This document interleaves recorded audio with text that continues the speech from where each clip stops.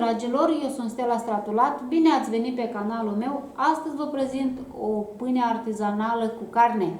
Este un aperitiv excelent pentru sărbători. Haideți să vedeți exact cum o puteți avea pe masa dumneavoastră. Vom pregăti maiaua din 25 de grame de drojdie. Pregătim 1 kg de făină, inițial vom folosi în jur de 300 de grame.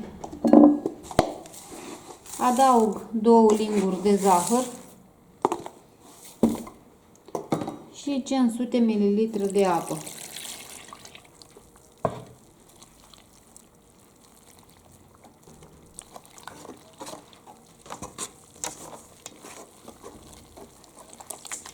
Amestecăm compoziția și lăsăm pentru 15 minute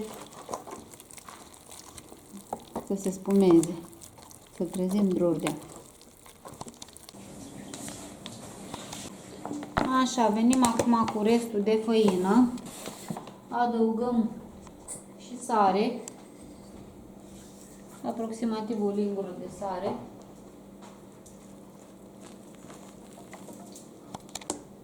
Așa, adaug și o mână de ulei. La mine măsura, știți, e mâna, lingura, uneori gramajele.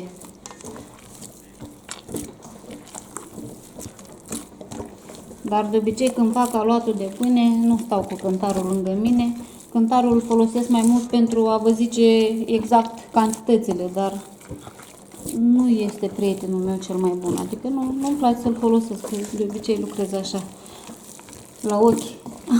Am ochii buni. Așa. Și facem un aluat de pâine foarte gustos.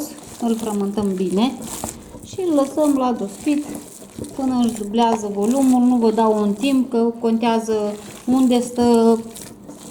E cald în încăpere, nu este cald, în ce perioada anului gătiți și așa mai departe. Deci mai mulți factori influențează creșterea aluatului. Ideea este să-l lăsați până își dublează volumul. Să povestim și în piață, să știi că în piață cum mergem, apropo de ochi, când mergem și luăm, te-a dat să lasă pui roșii singură. Și ai vrut un chel, fix un chel ai. Da, eu în piață nu pun. Dar cât vrei aș spune? Noi am 1 kilogram, un chel jumate, un chel jumate. Că aici la piață te lasă să-ți alegi tu ce marfa. O toată marfa, nu-ți spune niciodată. Orice marfă, orice cumperi, să spunem, te lasă să-ți alegi singur. Te dă doar punguța și ea, poftim pune. Am pus un pic de ulei, în jur de 20 de ml, o ceapă mare pe care am tocat-o și venim și cu 2 morcori pe care i-am dat prin răzătoare. Lăsăm un pic la sotat morcovul cu ceapa. Și acum adăugăm în jur de 250-300 de grame de carne tocată.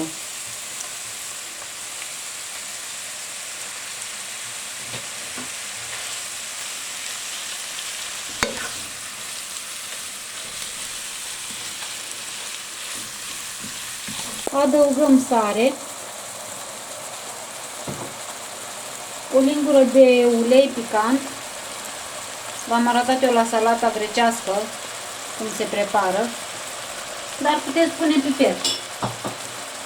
Așa, venim cu 100 ml de vin alb și acum cu ierburi mediteranene, rozmarin, oregano, cimbru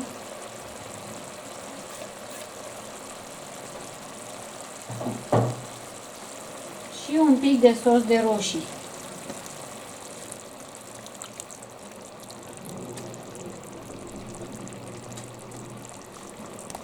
Și vom face un sos delicios cu carne, care sosul ăsta va intra în aluat și va crea cea mai gustoasă pâine cu carne. Vom face o pâine deosebită, artizanală. Și acum haideți să montăm această pâine delicioasă. Forma o alegeți dumneavoastră care să o dați, rotundă, dreptunghiulară și altele.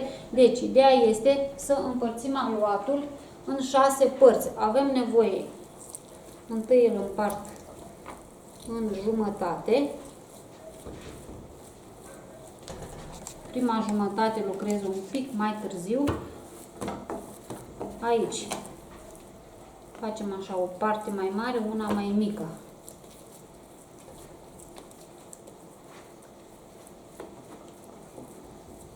Nu palinez foarte mult, că lucrăm imediat.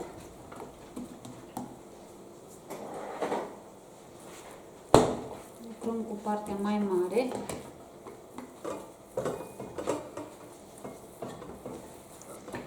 Deci dăm dimensiunea tăvii în care vom monta pâinea. În cazul în care este dreptunghiulară, dăm formă dreptunghiulară, rotundă, rotundă. Eu am să fac în tava dreptunghiulară.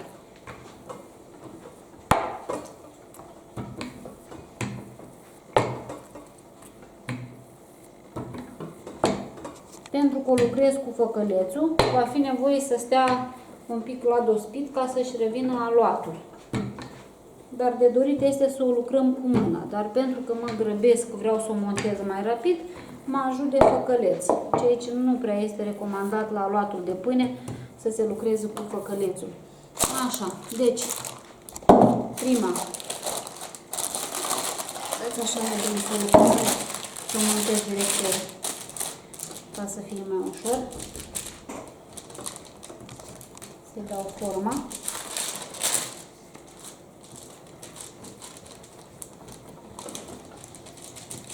Așa.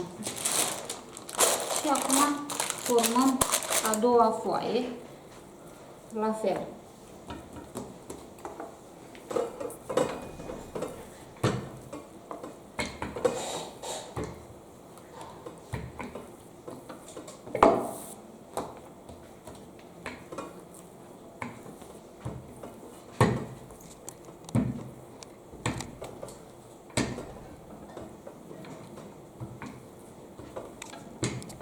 Așa, nu insist mai mult. Și acum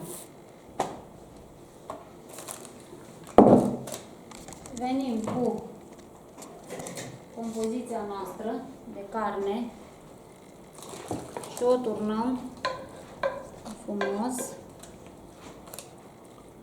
cu toată zeama aceasta, să nu vă fie frică că va fi absorbită de către aluat. Știți că deja v-am arătat eu rețete cu când stăm și scăldăm aluatul în lichid și nu se întâmplă nimic, din contra aluatul este mult mai pufos și mai aerat. Și venim cu capacul.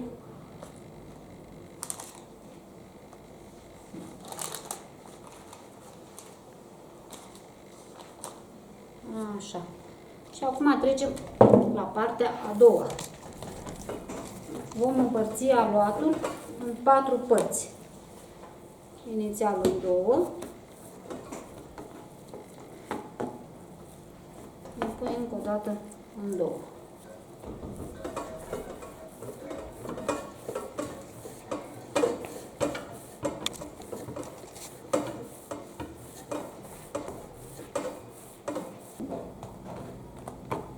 Apoi le rulăm astea două șuvițe.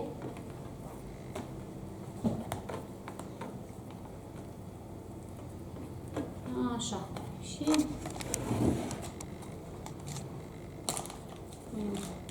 așa. Și la fel procedăm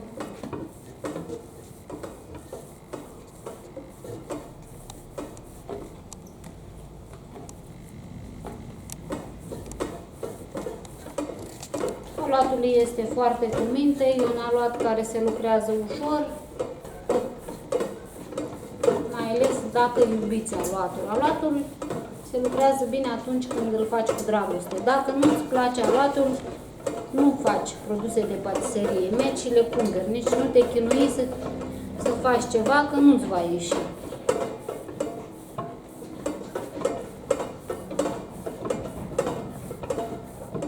Așa. Deci împletim a doua. Așa, am pus-o și pe a doua. Și acum lăsăm să crească, să nu vă fie frică că vedeți sos pe aici, ulei, chestii. Asta este și ideea, să avem acest lichid ca să fie absorbit de aluat în timpul coacerii, ca să obținem o pâine aromată cu carne. Așa. Și acum lăsăm în jur de 30 de minute la crescut, apoi merge la copt. La 160 de grade inițial o să o ținem timp de cam 15 minute, stă la 160 de grade, apoi mărim temperatura la 170 de grade și o mai coacem 20 de minute. Deci în total se coace în jur de 35-40 de minute. Dar vă arăt exact, o lăsăm inițial să crească, apoi o dăm cu ou, dar nu acum.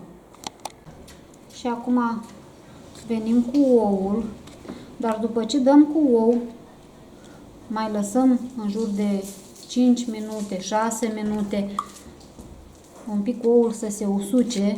În felul ăsta obținem o nuanță mai frumoasă la cuptură. Ați văzut că am încercat-o în diverse feluri, să dăm cu ou și în timpul coacerii, și după, și înainte. Și varianta asta mi se pare cea mai bună, adică obținem o nuanță foarte frumoasă la cuptură. Asta dacă țineți la aspect. Dacă vă place să aveți o cuptură frumoasă. Așa. Și acum venim și cu un pic de susan. Aluatul crește foarte frumos. Vom face o pâine delicioasă. Și pe centru am să-i pun susan. Deci mai așteptăm 5 minute să se usuce un pic ouul și merge la copt la 160 de grade pentru 10-15 minute și apoi la 160 de grade o mai coacem 20 de minute. Am uitat să precizez că punem pe partea de jos a cuptorului la copt.